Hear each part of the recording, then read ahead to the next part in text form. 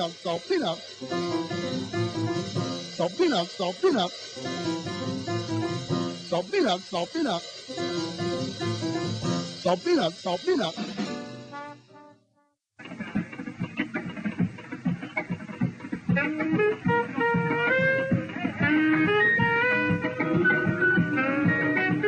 We had word that it was probably going to happen, and then a couple of weeks ago, I got in the mail. It was a big slip that said, "You're laid off December 2nd."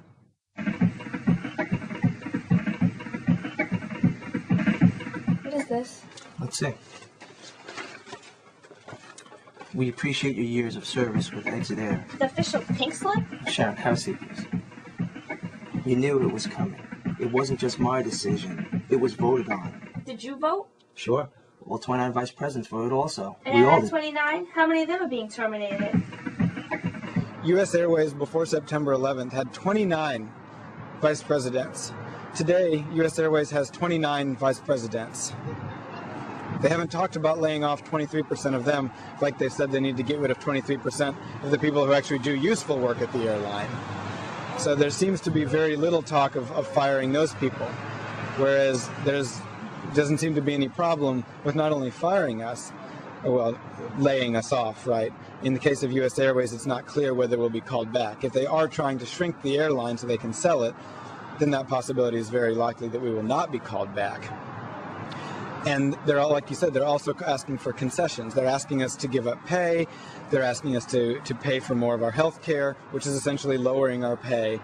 They're asking us to make concessions left and right, but it's not clear that they're willing to make the concessions. If there were truly a crisis in the industry, I think people would be willing to do it. Laying off 20,000 employees is a good decision for the sake of the company? Use that $15 billion in bailout money to protect them and keep the employees working. That government assistance package is needed to replace the money lost by the airline since the attack. Without shareholders, there's no company.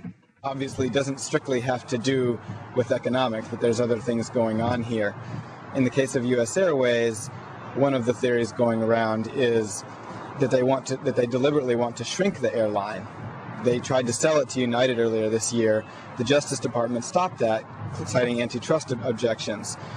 Presumably, if they could shrink the airline enough, the Justice Department wouldn't object, and then they could shrink it, which in a lot of people's minds is what the current leadership of U.S. Airways, Stephen Wolf and Rakesh Gangwal, were brought on board to do, not to run an airline, but to sell an airline. This is the same old game. Now they can go ahead and sell the airline. This is a war. The whole country is affected by this, Sharon, not just you. The reason they like that phrase is because that allows them to exempt themselves from the contract. There's clauses that say you can get around certain aspects if there's a war emergency.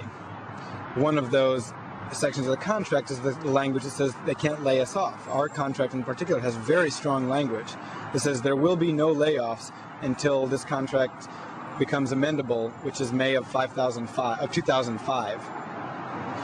However, a war emergency requires a war, and a war requires that Congress declare war in this country. Congress has not declared war. You may call it a war emergency, but in order to invoke that language, there needs to really be a war. Don't you get it? No one is flying right now. Therefore, we don't need as many workers.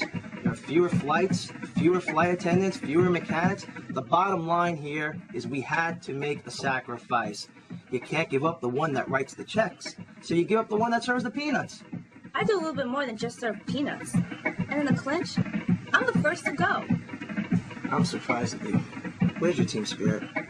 It's with the team, the workers. That's where yours should be. Salt peanuts, salt peanuts. Salt peanuts, salt peanuts.